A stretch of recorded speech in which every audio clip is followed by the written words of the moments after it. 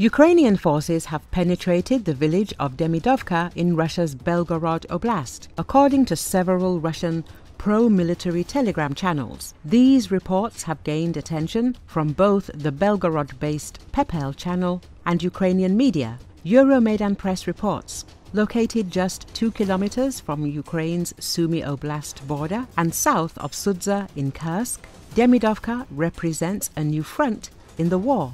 Both Russian and Ukrainian sources confirm active fighting in the area. This incursion follows Ukraine's withdrawal from most of the Sudzansky district in Kursk Oblast, territory they had controlled since August 2024. Despite this partial pullback, Ukrainian forces still control approximately 100 square kilometers of Russian border territory. In response, Russian forces have captured territory near Novenke in Ukraine's Sumy Oblast, where intense combat continues as they press their advance.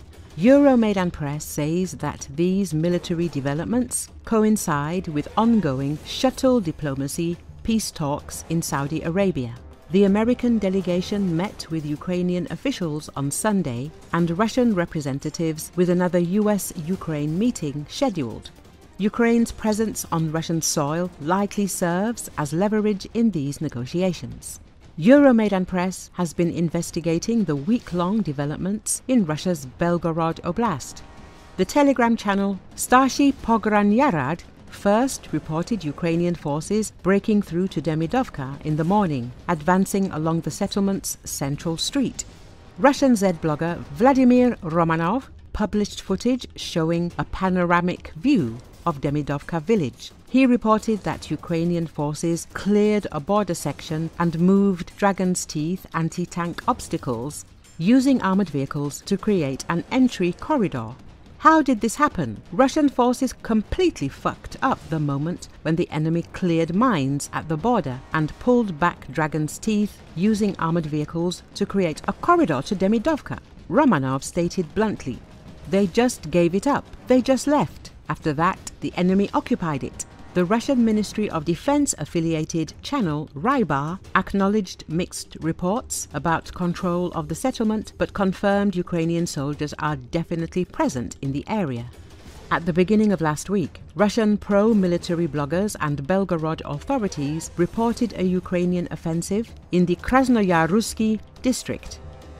They claimed Ukrainian forces had established positions in a forested area near Demidovka and taken control of the Liptsy area west of the Prilyesy settlement. Authorities declared evacuations in the Krasnoyarusky district despite reported difficulties with the process. By Monday, Belgorod officials announced they had evacuated over 96% of the district's population, with fewer than 470 remaining from its 13,817 residents. Russian bloggers shared footage of destroyed military equipment, claiming Ukrainian forces suffered heavy losses during the offensive. Andriy Kovalenko, head of the Ukrainian Center for Countering Disinformation, initially dismissed these reports. They made it up. They won. This often happens with Russians.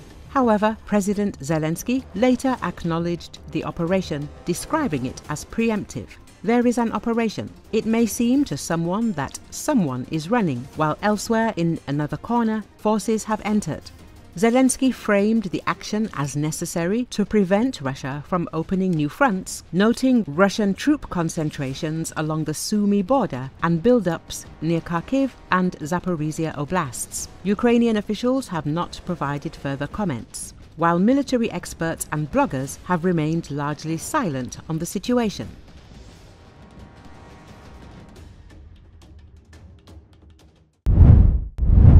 Ukrainian President Volodymyr Zelensky commented on the talks between the US and who he referred to as the war team in Saudi Arabia. According to Associated Press, Zelensky said he expected a report following the meeting between Ukrainian and American teams, adding that, to pressure Russia towards peace, strong steps are needed. Нещодавно я говорив з міністром оборони Рустемом Умєровим. Вчора відбулася зустріч з американською командою. Сьогодні представники Сполучених Штатів Америки говорили з командою війни, з представниками Росії після того знов зустріч української та американської команд. Я очікую також і нової доповіді. Нам потрібен рух до реального миру, до гарантованої безпеки, і це нам потрібно усім. В Україні, в Європі, в Америці, усім в світі, хто хоче спокою в міжнародних відносинах. Росія є єдиним суб'єктом, який затягує цю війну і знущається з наших людей і з усього світу. І щоб дотиснути Росію до миру, потрібні сильні речі, сильні кроки. US and Russian negotiators on Monday sat down for talks in Saudi Arabia on a partial ceasefire in Ukraine, hours after a round of negotiations between US and Ukrainian delegations, Russian news report said. According to the Russian state TV, the negotiations had begun in the Ritz-Carlton Hotel in the capital Riyadh. The meeting is expected to be followed by another contact between US and Ukrainian teams. According to Associated Press, the separate meetings are set to discuss details of a pause in long-range attacks from both Russia and Ukraine against energy facilities and civilian infrastructure, as well as a halt on attacks in the Black Sea to ensure safe commercial shipping.